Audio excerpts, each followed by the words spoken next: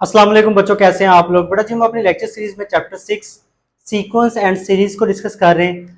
आज के लेक्चर में बेटा जी हम एक्सरसाइज जो 6.5 उसको स्टार्ट करेंगे। एक्सरसाइज 6.5 को डिस्कस करने से पहले हम क्या करेंगे बेटा जी, डेफिनेशन डिस्कस करेंगे। एक्सरसाइज 6.5 में बेटा जी हमने डिस्कस करना है ज्योमेट्रिक प्रोग्रेशन को। ज्योमेट्रिक प्रोग्रेशन या ज्योमेट्रिक सीक्वेंस क्या होती है हमारे पास। देखें, जैसे हमने लास्ट जो लेक्चर में डिस्कस किए थे अरिथमेटिक प्रोग्रेशन, अरिथमेटिक सीक्वेंस हमने डिस्कस किया था। अरिथमेटिक सीक्वेंस एक ऐसी सीक्वेंस होती है जिसका कॉमन डिफरेंस क्या होता है, सेम होता है, मतलब जिसमें सेम नंबर्स ऐड करने से नेक्स्ट टर्म जो आ जाती है। तो यहाँ पे है ज्योमेट्रिक सीक्वेंस। देखें इसकी डेफिनेशन देखते हैं। कहता है sequence a n is said to be geometric sequence. हमारे पास ए एन क्या होगी, ज्योमेट्रिक सीक्वेंस और ज्योमेट्रिक प्रोग्रेशन होगी if a n over a n minus one. ये क्या बात कर रहा है, a n over a n minus one के हमारे पास ये जो नंबर है a n over a n minus one, ये हमारे पास दो टर्म का क्वेश्चन है। इससे क्या मुराद है, ए एन से मुराद है हमारे पास नेक्स्ट टर्म और ए एन माइनस वन से मुराद है उससे प्रीवियस टर्म। फॉर एग्जाम्पल अगर हमारे पास यहाँ पे एन की जगह हम टू पुट करते हैं, हमारे पास यहाँ पे एन की जगह आप टू पुट करते हैं तो ए टू, यहाँ पे एन की जगह टू पुट करें टू माइनस वन, ये हो जाएगा ए टू ओवर ए वन। तो हमारे पास ए टू सेकेंड टर्म है और ए वन क्या है, फर्स्ट टर्म है। तो ये देखें, ये हमारे पास ये जो दो टर्म्स का क्वोशिएंट है, ये दोनों टर्म्स क्या है, कंसेक्टिव है। तो मतलब ये हमारे पास क्या है, सेकंड टर्म है और ये उससे क्या पिछली जो है फर्स्ट टर्म है। तो ये हमारे पास दोनों क्या है, कंसेक्टिव टर्म्स हैं। ये कहता है a n over a n minus one is the same non zero number, कि इन दोनों टर्म्स का जो क्वोशिएंट है वो हमारे पास सेम आए और वो क्या नॉन जीरो, मतलब जीरो नहीं होना चाहिए। For all n belong to natural number, तमाम हमारे पास कहां से, एन कहां से बिलोंग करता है, नेचुरल नंबर। और यहाँ पे एन की वैल्यू हम क्या पुट करेंगे, एन ग्रेटर देन वन, मतलब यहाँ पे वन पुट नहीं कर सकते। इस कॉल्ड ज्योमेट्रिक सीक्वेंस, इसको हम ज्योमेट्रिक सीक्वेंस कहते हैं। The quotient of a n over a n minus one is usually denoted by r. ये जो क्वोशिएंट होता है ना, जो मैंने अभी आपको ये समझाया, इसको हम आर से डिनोट करते हैं और इसको हम क्या बोलते हैं, and is called the common ratio of GP. इसको हम क्या, ज्योमेट्रिक प्रोग्रेशन की कॉमन रेशियो कहते हैं। जैसे अरिथमेटिक सीक्वेंस में कॉमन डिफरेंस कहते थे, यहाँ पे हम बोलते हैं कॉमन रेशियो। तो यहाँ पे देखें हमारे पास ये आर का फॉर्मूला होता है a two over a one और a one not equal zero. Very important है, एमसीक्यूज है कि ज्योमेट्रिक सीक्वेंस में कोई भी टर्म जीरो नहीं होती। ठीक है, ये एमसीक्यूज आता है। तो ये हमारे पास आर का formula a two over a one. तो ये हमारे पास a two over a one दोनों जो टर्म्स है ये कंसेक्टिव है। फॉर एग्जाम्पल यहाँ पे मैं एन की जगह अगर फाइव पुट कर देता हूँ, एन की जगह फाइव पुट करता हूँ, यहाँ पे देखें तो ये हो जाएगा ए फाइव ओवर एन की जगह फाइव माइनस वन, ये आ जाएगा ए फाइव ओवर ए फोर। ए फाइव ओवर ए फोर ये भी दोनों कंसेक्टिव टर्म्स है।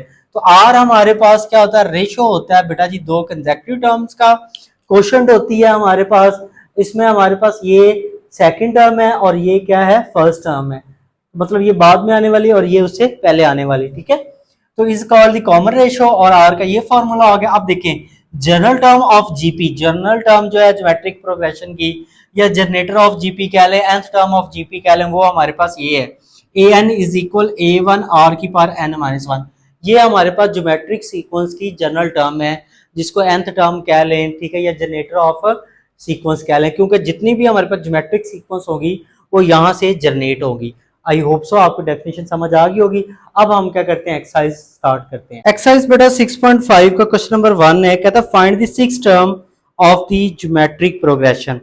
हमने क्या फाइंड आउट करना है, एक ज्योमेट्रिक प्रोग्रेशन हमें गिवन है, उसकी हमने सिक्स टर्म फाइंड आउट करनी है। गिवन जीपी हम कहते हैं, GP is G minus six minus three and minus three over two up to so on, ये हमें गिवन जीपी है। अब देखें जरा, हमारे पास ये ज्योमेट्रिक प्रोग्रेशन गिवन है, तो इसकी ये जो हमारे पास टर्म होगी, ये फर्स्ट टर्म, ये सेकंड, इस तरह ये अप टू सो ऑन चलती जाएंगी। तो हम कहते हैं कि लेट कर लेते हैं first term A one is equal है माइनस सिक्स के, ए टू हमारे पास सेकंड टर्म क्या आ जाएगी, माइनस थ्री के। तो हमने क्या फाइंड आउट करनी है, इसमें हमने फाइंड आउट करनी बेटा जी सिक्स टर्म। तो यहाँ पे सिक्स टर्म का मतलब है एन क्या हो गया बेटा, सिक्स हो गया, क्योंकि सिक्स टर्म फाइंड करें तो एन यहाँ पे क्या है, सिक्स है। तो सबसे पहले हमने क्या फाइंड करना है, आर फाइंड आउट करना है।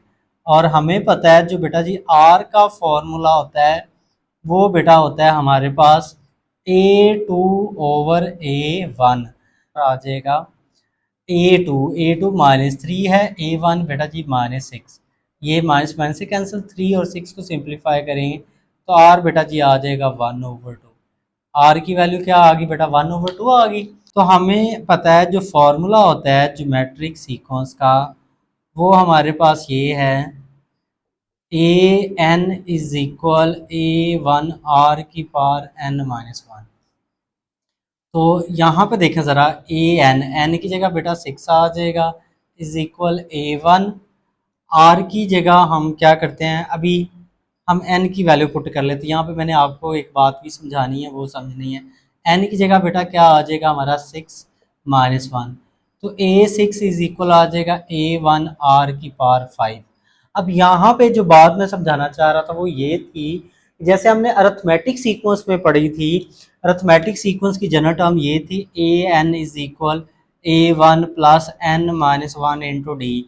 तो यहाँ पे जो भी टर्म होती थी डी का कोएफिशिएंट इससे हमेशा एक कम होता था। मतलब फॉर एग्जांपल A6 है तो ये किसके इक्वल होगा, A1 प्लस 5D। तो अगर ये यहाँ पे 6 है तो डी का कोएफिशिएंट यहाँ पे क्या होगा 5। अब यहाँ पे भी कुछ ऐसा ही होता है, यहाँ पे देखना A6 है तो यहाँ पे R की पावर है, क्या वो होगी हमारे पास इससे एक कम होगी। A6 है तो A1 R की पावर होगी 5। अगर हम A10 की बात करते तो ये हो जाएगा A1 R की पावर 9। मतलब यहाँ पे जो भी हमारे पास टर्म होगी R की पावर इससे हमेशा एक कम होगी। ये हमने नेक्स्ट क्वेश्चन में यूज करना है, तो इसको आपने समझना है, ठीक है। तो अब देखिए हम वैल्यूज पुट करते हैं। A6 A1 हमारे पास बेटा क्या है -6 है। आर हमने क्या निकाला बेटा जी, आर हमने फाइंड आउट किया 1/2 पावर 5, ये वाली पावर ऐसे, ये -6 बेटा 1/2 की पावर 5, ये हो जाएगा 1 की पावर 1, 2 की पावर 5 क्या हो जाएगा बेटा जी 32। अब देखें इसको हम सिंप्लीफाई कर लेते हैं, तो 2 3 6 और ये क्या आ जाएगा 2 को हम 32 को सिंप्लीफाई करेंगे 2 के साथ तो हमारे पास क्या आ जाएगा 16, ये आ जाएगा -3/16। तो हमारे पास जो बेटा जी 6 टर्म आ गई वो क्या आ गई -3/16। तो ये हमारा क्वेश्चन जो 1 है वो कंप्लीट हो गया। क्वेश्चन नंबर 2 में कहता है find the a term of the sequence. हमने एक सीक्वेंस है जो गिवन उसकी हमने फाइंड करनी ए टर्म। तो देखिए हम कहते हैं गिवन जो हमें सीक्वेंस है, गिवन जो जीपी है वो क्या है हमारे पास, वो है 3 हमारे पास पहली टर्म है, फिर 3 की पावर 2, फिर 3 की पावर 3, फिर अप टू सो ऑन। मतलब यहाँ पे फर्स्ट टर्म में 3 की पावर 1 है, फिर 3 की पावर 2, फिर 3 की पावर 3। ये हमें ज्योमेट्रिक सीक्वेंस गिवन है। तो यहाँ पे देखें हमारे पास क्या हो जाएगा, लेट कर लेंगे A1 हमारे पास क्या देते हैं पहली टर्म 3, A2 हमारे पास क्या हो जाएगा 3 की पावर 2, और n यहाँ पे कितना है 8 है, क्योंकि उसने कहा है 8 जो टर्म है वो हमने फाइंड आउट करनी है। तो हमें पता है, अभी हमने क्वेश्चन नंबर 1 में भी डिस्कस किया कि जो R का बेटा फॉर्मूला होता है R इज इक्वल होता है A2/A1। तो यहाँ से हम R की वैल्यू फाइंड आउट करते हैं बेटा जी। A2 कितना है हमारे पास 3 की पावर 2, A1 कितना है 3, 3 की पावर 2 क्या आ जाएगा 9/3। ये इसको सिंप्लीफाई करेंगे तो R बेटा जी क्या आ जाएगा 3 आ जाएगा। अब हमने बेटा फाइंड आउट करनी है कौन सी टर्म, ए टर्म। तो हमें पता है जो ज्योमेट्रिक सीक्वेंस की एन टर्म का फॉर्मूला होता है वो हमारे पास क्या है, A n is equal A1 R की पावर n-1। तो यहाँ पे देखें हमने फाइंड करना है बेटा जी a term, A8 is equal A1 R की पावर n की जगह हमारे पास क्या आ जाएगा 8-1, क्योंकि n की जगह हम क्या पुट कर रहे हैं 8। तो A8 किसके इक्वल आ जाएगा हमारे पास A1 R की पावर 7।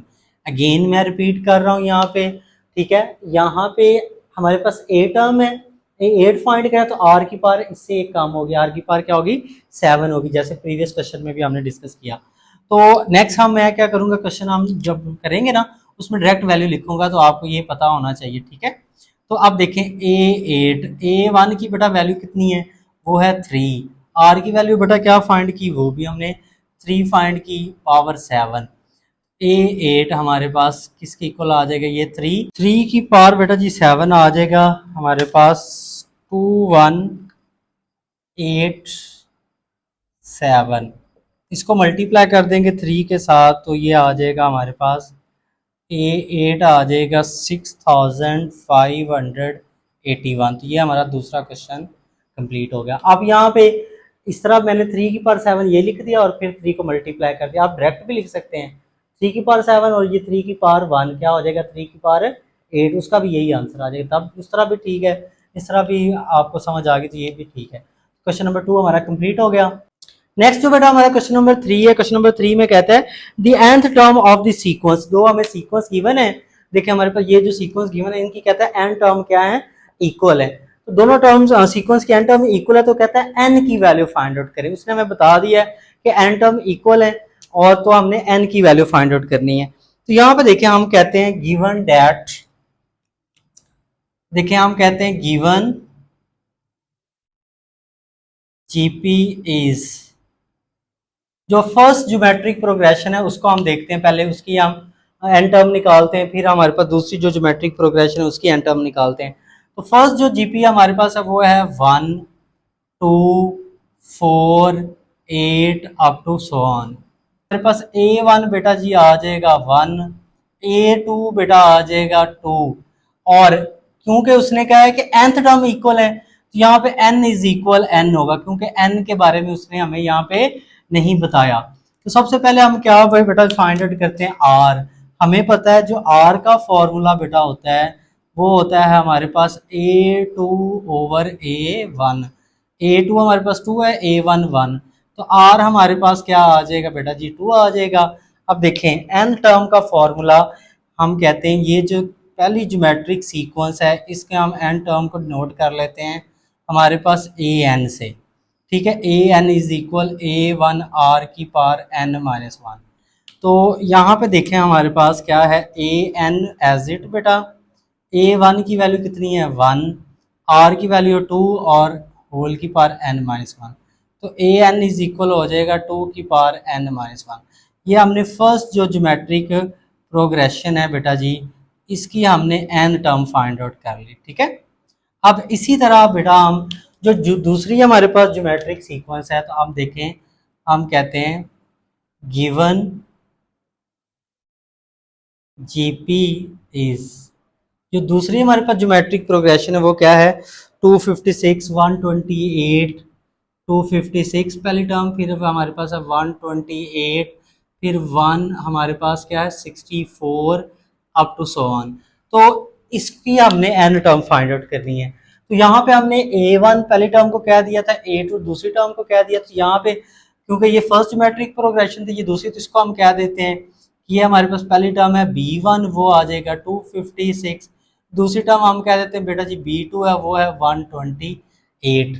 तो हमारे पास यहाँ पे भी क्योंकि n के बारे में नहीं बताया, n टर्म उसने कहा है इक्वल है तो n की जगह हम n ही यूज करेंगे। तो r का हमारे पास फॉर्मूला होगा यहाँ पे बेटा जी B2 over B1, second term divided by first term. तो B2 की जो वैल्यू है वो हमारे पास है 128 और B1 की है हमारे पास 256।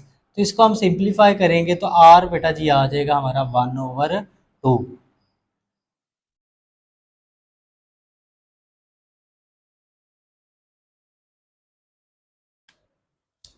R1/2 फाइंड कर लिया। अब हमें पता है कि जो ज्योमेट्रिक सीक्वेंस की n टर्म का फॉर्मूला होता है वो ये है, यहाँ पे हमने इसको B1 B2 का, तो हम इसकी जो n टर्म है उसको हम Bn कह लेते हैं। ये हो जाएगा हमारे पास B1 R की पावर n माइनस 1, क्योंकि यहाँ पे हम पहली टर्म को B1 दूसरी टर्म को B2, तो इसकी जो जनरल टर्म होगी उसको हम क्या बोलते हैं Bn। फॉर्मूला ये हो जाएगा B1 R की पावर n माइनस 1। सेम ये ऐसे ही है, यहाँ पे nth टर्म में A था तो यहाँ पे A1 लिख दिया, तो यहाँ पे B है यहाँ पे B1 लिख दिया। इससे कोई फर्क नहीं वैसे पड़ता, आप A1 भी ले सकते हैं। तो ये डिफरेंस सिर्फ क्रिएट करने के लिए मैंने अलहदा B1 और A1 ले लिए। तो B1 की वैल्यू मेरा कितनी है बेटा जी वो है 256, R की वैल्यू बेटा जी कितनी है 1/2, होल की पावर हमारे पास क्या है n माइनस 1 ऐसे। अब हम लिखते हैं अकॉर्डिंग टू गिवन कंडीशन। अब देखें हम कहते हैं अकॉर्डिंग टू गिवन कंडीशन। अब गिवन कंडीशन में वो ये कह रहा है कि हमारे पास दोनों टर्म्स की, दोनों हमारे पास ज्योमेट्रिक सीक्वेंस की एन टर्म्स क्या हैं, इक्वल हैं। तो इसका मतलब ये हुआ हमारे पास ए एन इज इक्वल होगा बी एन के। यहाँ से हम क्या करते हैं, एन फाइंड आउट कर लेते हैं। तो फर्स्ट जो ज्योमेट्रिक सीक्वेंस उसकी एन टर्म बेटा जी क्या आई, हमारे पास ये आई 2 की पावर n-1। और हमारे पास इस वाली टर्म की जो ज्योमेट्रिक सीक्वेंस ये जो है इसकी जहाँ हमारे पास n टर्म आई 256 इंटू 1/2 की पावर n-1। अब यहाँ पे देखिए हम सिंप्लीफिकेशन करते हैं, ये 2 की पावर n-1 बेटा एज इट 256 होता है बेटा जी 2 की पावर 8। और ये नीचे यहाँ पे डिनोमिनेटर में देखें 2 की पावर 1 है ना, न्यूमिनेटर में अगर इसको शिफ्ट करेंगे तो 2 की पावर बेटा जी क्या हो जाएगी -1 और होल की पावर n-1 एज इट। और ये हमारे पास लेफ्ट वाली 2 की पावर n-1 वैसे, ये 2 की पावर 8 वैसे। अब यहाँ पे देखें 2 ये पावर -1 है तो क्या करेंगे, -1 को मल्टीप्लाई कर देंगे n-1 के साथ। ये -1 इन दोनों के साथ क्या होगा, मल्टीप्लाई होगा। ये 2 की पावर n-1 इज इक्वल 2 की पावर 8। तो ये -1 को प्लस n से करेंगे -n, ये -1 को -1 से करेंगे प्लस का 1। अब बेस सेम है बेटा जी, पावर क्या हो जाएंगी, ऐड हो जाएंगी। तो ये देखें हमारे पास बेस सेम है 8 - n + 1। बेस सेम थी, पावर्स को क्या कर दिया, ऐड कर दिया। ये 2 की पावर n-1 इज इक्वल 2 की पावर 8 को 1 में ऐड करेंगे 9 - n। अब बेस सेम है तो पावर्स को हम इक्वल रख सकते हैं, लॉ ऑफ एक्सपोनेंट है। तो n-1 इज इक्वल हो जाएगा 9 - n के।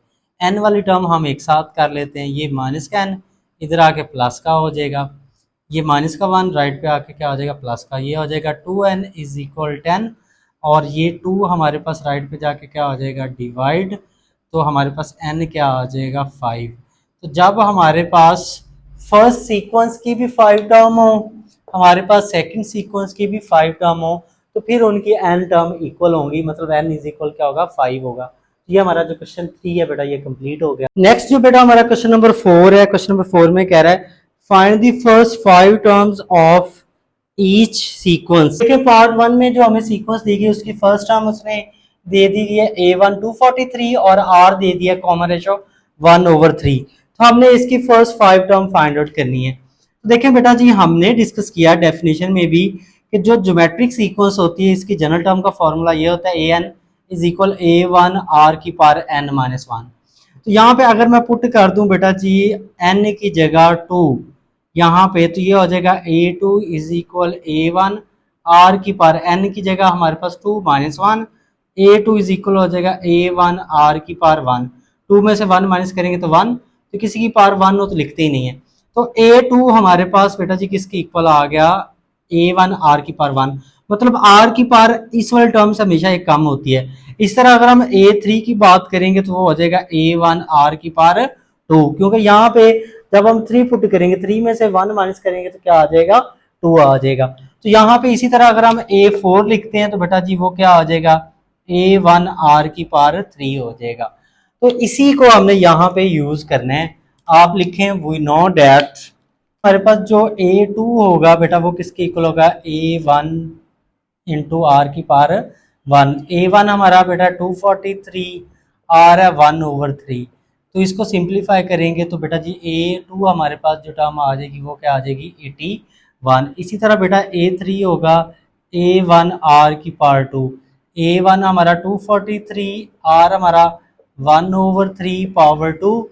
तो ये हो जाएगा 243 हमारे पास a1 और ये 1/3 की पावर 2, तो ये आ जाएगा 1/9।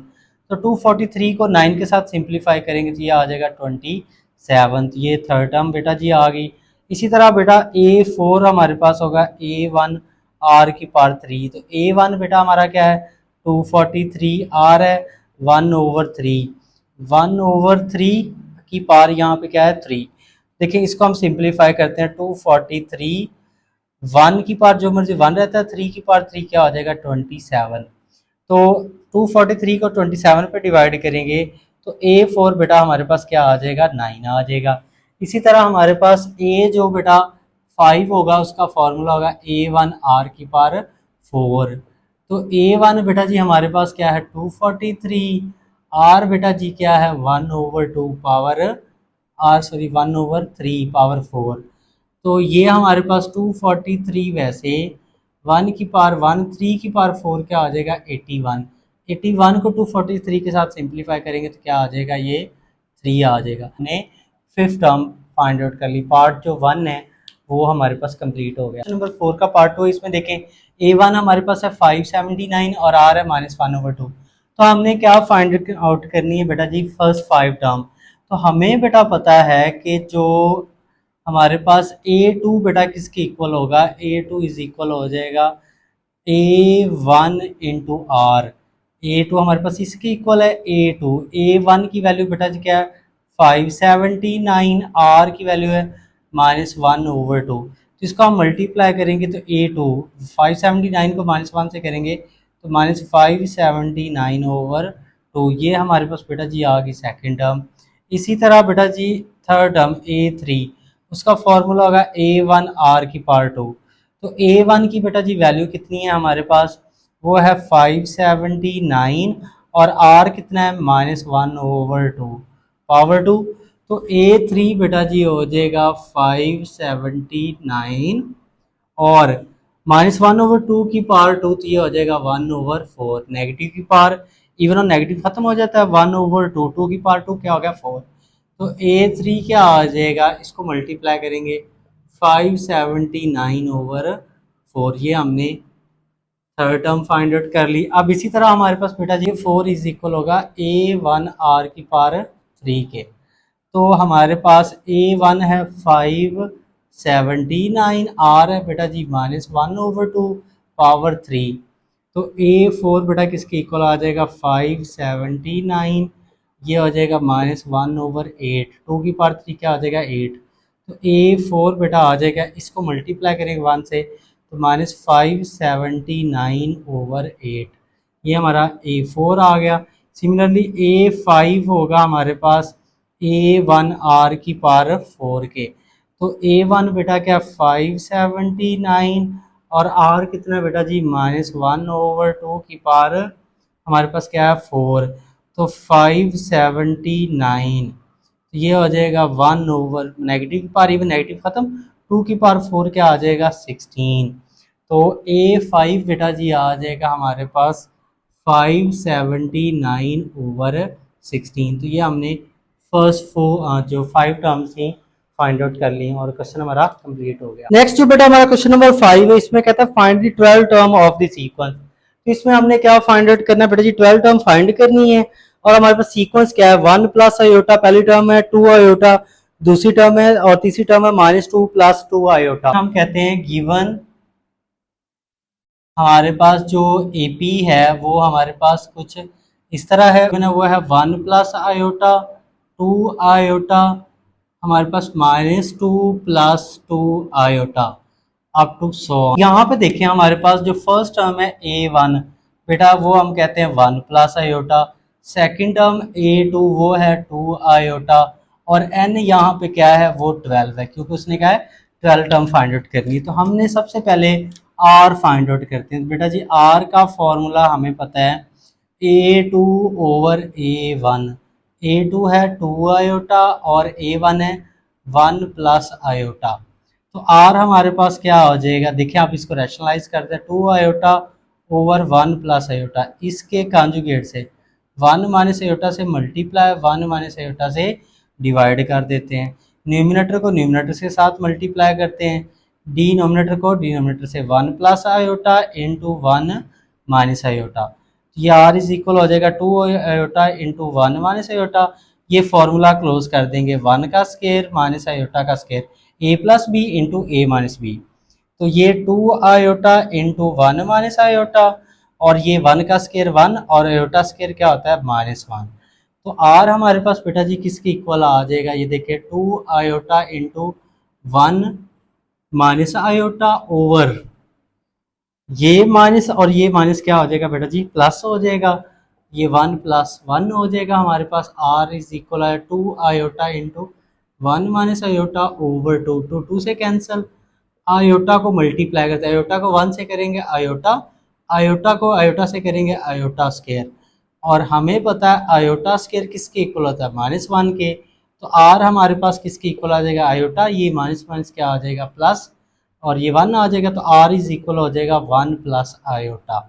ये हमने बेटा जी आर फाइंड आउट कर ली, एन उसने बताया हुआ है 12 है, और A1 भी है, तो हमने फाइंड आउट करनी है बेटा जी 12 टर्म। तो देखें हमारे पास फॉर्मूला क्या होगा, we know that A12 is equal A1 R की पावर 11।